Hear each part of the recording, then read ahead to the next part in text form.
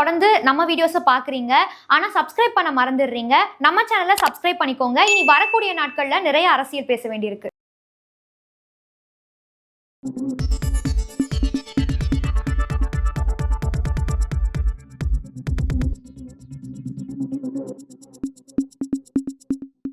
சைவ வைணவ சமயங்கள் பற்றியும் பெண்களை பற்றியும் இழிவாக பேசியிருந்த திமுகவினுடைய முன்னாள் அமைச்சர் பொன்முடி அவர்களுக்கு எதிராக பதிவு செய்யப்பட்ட வழக்குகள்ல காவல்துறையினர் புலன் விசாரணை நடத்தல.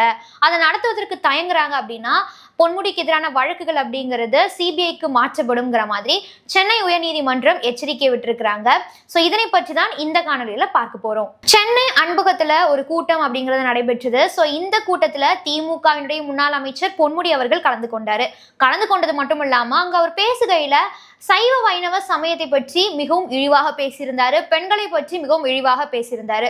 இதனை தொடர்ந்து இந்து சமய ஆர்வலர்கள், இங்க இருக்கக்கூடிய அனைத்து கட்சியினுடைய மகளிர் அணியினர், பெண்கள் என பலர் பார்த்தீங்கன்னா கண்டனத்தை வைத்து வந்தார்கள். ஸோ இவங்களுடைய கண்டனம் அப்படிங்கிறது பொன்முடி அவர்களை நோக்கி மட்டுமல்ல, பொன்முடி அவர்கள் அங்கம் வகித்த திமுகவை நோக்கியும் இருந்தது. ஏன்னா திமுக தமிழ்நாட்டினுடைய ஆளும் கட்சியாக இருக்கிறது, தமிழக அரசாக செயல்பட்டு வருகிறது. அப்படி இருக்கும் பொழுது அக்கட்சியினுடைய அமைச்சர் பதவியில இருக்கக்கூடிய ஒருத்தர் இப்படி பேசலாமா அப்படிங்கிற மாதிரி மிகப்பெரிய அளவுல கண்டனங்கள் அப்படிங்கிறது எழுந்தது.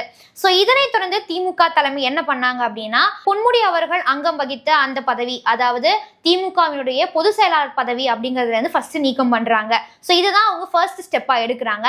இதன் பின்பு சில நெருக்கடி காரணமாக அவங்க என்ன பண்றாங்க அப்படின்னா அமைச்சர் பதவியிலிருந்து பொன்முடி அவர்களை வந்துட்டு நீக்குறாங்க. இது போன்ற ஒரு சூழ்நிலையில தான் தற்போது பொன்முடி அவர்களுடைய பேச்சு, அந்த சைவ வைணவ சமயத்தை பற்றி அவர் பேசிய பேச்சு அப்படிங்கிறது மதத்தை நம்பக்கூடிய சிலரினுடைய மனதை புண்படுத்தும் வகையில அது இருக்கு, பெண்களை இழிவுபடுத்தும் வகையில இருக்கு, ஒரு ஹேட் ஸ்பீச் கிரியேட் பண்ற அந்த பிரின்சிபல்ஸ்குள்ள அவருடைய பேச்சு அப்படிங்கிறது வருது அப்படிங்கிற மாதிரி சென்னை உயர்நீதிமன்றத்தினுடைய நீதிபதி என் ஆனந்த் வெங்கடேஷ் அவர்கள் தானாக முன்வந்து இந்த வழக்கை பார்த்தீங்கன்னா தன்னுடைய கையில் எடுத்து விசாரணையை மேற்கொண்டிருக்கிறார். அதன்படி இந்த வழக்கு, அதாவது பொன்முடிக்கு எதிரான இந்த வழக்குகள் அப்படிங்கிறது சென்னை உயர்நீதிமன்றத்துல கடந்த ஜூலை 4ஆம் தேதி பார்த்தீங்கன்னா மீண்டும் விசாரணைக்கு வந்தது. யாருடைய அமர்வுக்கு முன் விசாரணைக்கு வந்து அப்படின்னா நீதிபதி வேல்முருகன் அவருடைய அமர்வுக்கு முன் விசாரணைக்கு வந்தது.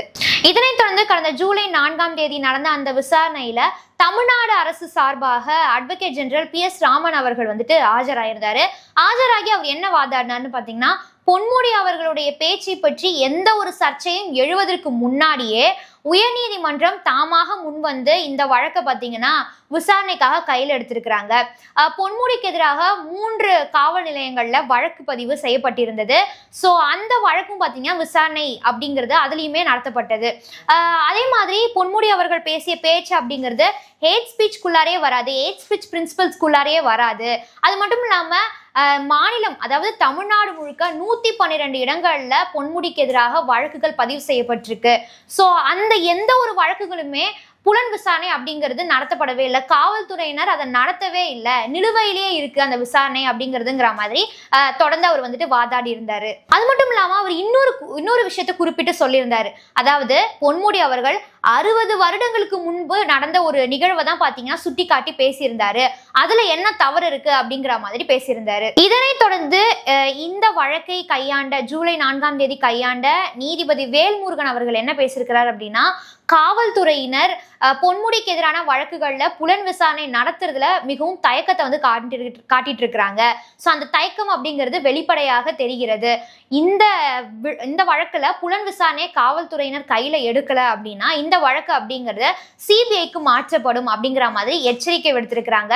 மேலும் நீதிபதி வேல்முருகன் அவர்கள் என்ன பேசியிருக்கிறார் அப்படின்னா, ஒரு அமைச்சர் பதவியில பொன்முடி அவர்கள் இருந்தாரு, ஒரு அமைச்சரா அவர் செய்ய வேண்டிய விஷயங்கள் நிறைய இருக்கு, இங்க பேசக்கூடிய நிறைய விஷயங்கள் இங்க வந்துட்டு இருக்கு, ஆனா இவர் ஏன் இந்த மாதிரி பேசணும், அதற்கான காரணம் என்ன, அப்படியே இருந்தாலுமே ஃப்ரீடம் ஆஃப் ஸ்பீச் அப்படிங்கிற ஒன்று இங்கே இருக்கு, அப்படியே அது இருந்தாலுமே அதுக்குன்னு சர்டன் பிரின்சிபல்ஸ் இருக்கு, அந்த பிரின்சிபல்ஸை பார்த்தீங்கன்னா பொன்முடி அவர்கள் இங்கே ஃபாலோ பண்ணவே இல்லை.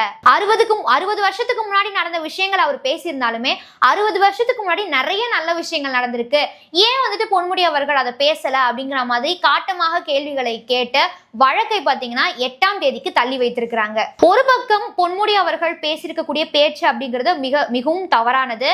அதற்காக திமுக எடுத்திருக்கக்கூடிய ஸ்டெப்ஸ், அதாவது அவரை பதவி விட்டு நீக்கினது அப்படிங்கிறது முற்றிலும் கரெக்ட்.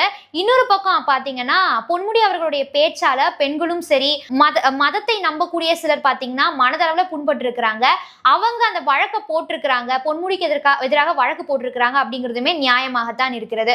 மேலும் பொன்முடி அவர்களுக்கு எதிராக பதிவு செய்யப்பட்டிருக்கக்கூடிய வழக்குகளுடைய நகர்வு எதை நோக்கி இருக்குது அப்படிங்கிறத நாம் அனைவரும் பொறுத்திருந்து பார்ப்போம். மேலும் இது போன்ற அரசியல் தகவல்களையும் செய்திகளையும் தெரிந்து கொள்ள நியூஸ் ஃபோக்கஸ் தமிழுடன் இணைந்திருங்கள். நன்றி.